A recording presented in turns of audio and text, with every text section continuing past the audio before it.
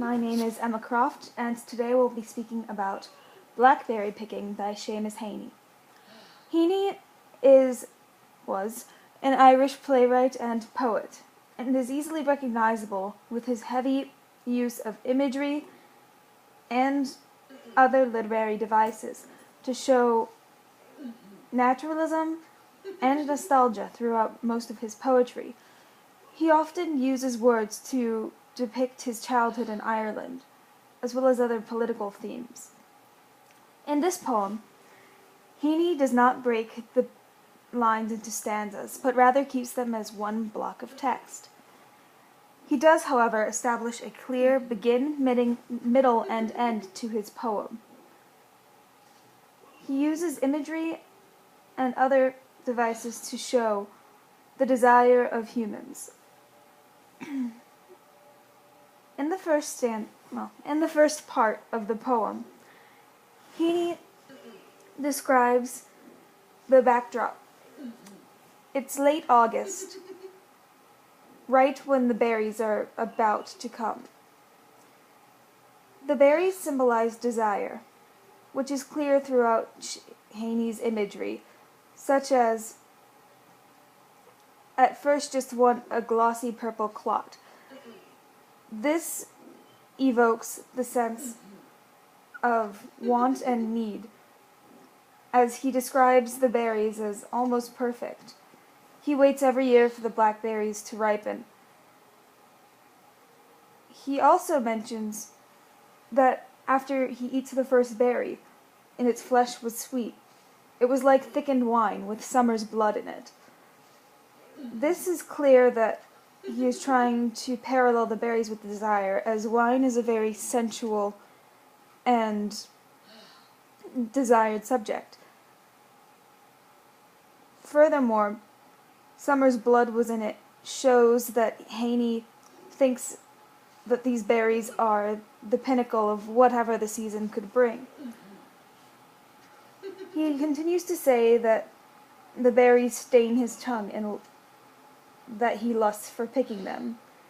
That's rather straightforward. But it also shows the unfulfilled expectations of joy, as later on in the second portion of the poem, after the berries are ripe and they are picked, he is extremely excited to go and eat the berries. He says that this hunger sends them out to pick them, almost mindlessly, showing that he could not think of anything but picking the berries at this time, as he was so infatuated with them. He also says that the briars scratched him, and that he trekked and picked until the cans were full. So this is foreshadowing as to his glorification of the berries, as there is a very clear downside to the berries as well. While they might be sweet, he must go through lots of pain and struggle to get to them, just like dreams. He craves the berries, but he cannot easily get to them. He thinks that they'll bring lasting happiness, which is why he is so content and so intent on getting to them, as he cannot find anything else to do except for think about how wonderful these berries will be after he has them. It becomes clear at this point that the lack of stanzas is very intentional, as this poem is more like a narrative than a poem broken up into events. Yes, Heaney is analyzing and outlining these events that have happened, but it's clear that he's telling a story which happens every year, as he's very familiar with these berries. This emphasizes the fact that he cannot remember how disappointing the berries were before. And every year, this sense of need comes towards him when he feels like the berries are about to be in season. In the first part of the poem, the berries are unripe, whereas in the second, they are ripe. He clearly has this sense of desire in the first part of the poem, but in the second it becomes much stronger as he realizes that it's actually a reality that could happen. In the third part of the poem, however, he realizes that not everything is as it seems. Right before he speaks about this, he mentions that the berries look like a plate of eyes. And he says his hands were peppered with thorn pricks, our palms sticky as bluebeards. This is a very clear transition to the last part, in which the berries are rotten. With these lines, Heaney efficiently transitions from joy and satisfaction to despair, as thorns are sticking out of this child's hands. In the final part, after the berries have rotten, Heaney realizes that he cannot keep his dreams or his berries forever. He says that he tries to hoard the berries, but unfortunately the berries ended up molding over. He was so intent on keeping these berries for himself for the rest of the year that he didn't realize the berries were going bad. He says that a rat-gray fungus glutting on our cache, the juice was stinking too, and the fruit fermented. The sweet flesh would turn sour.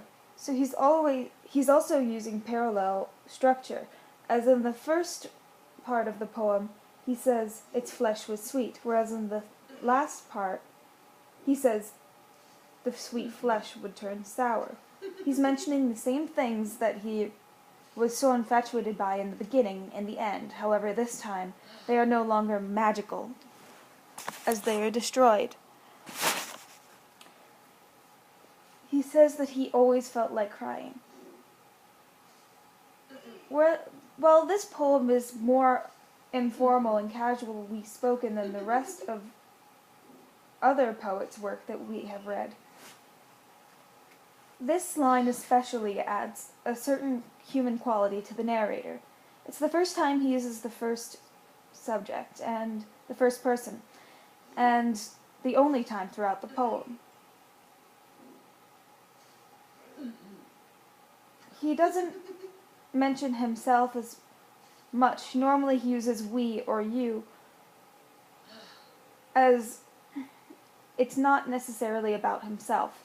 This can go for any person, and he knows that. The narrator is definitely aware of the fact that this is a universal subject which happens to everybody, the expectation and failing of expectations. He says it wasn't fair, that all the lovely canfuls smelled of rot. Something that was so sweet has now fermented and been destroyed, and the narrator does not necessarily know how to counteract this, yet he knows it happens. He understands that it's the cycle as it's happened many years before, yet he will continue hoping and lusting after his dreams, because there's nothing else for him to do. The temptation is merely too great. In the final stanza, Heaney also uses the F sound quite frequently, which emphasizes the disgust of the narrator upon seeing the berries. The F sound fills many people with feelings of disgust, when heard multiple times in succession.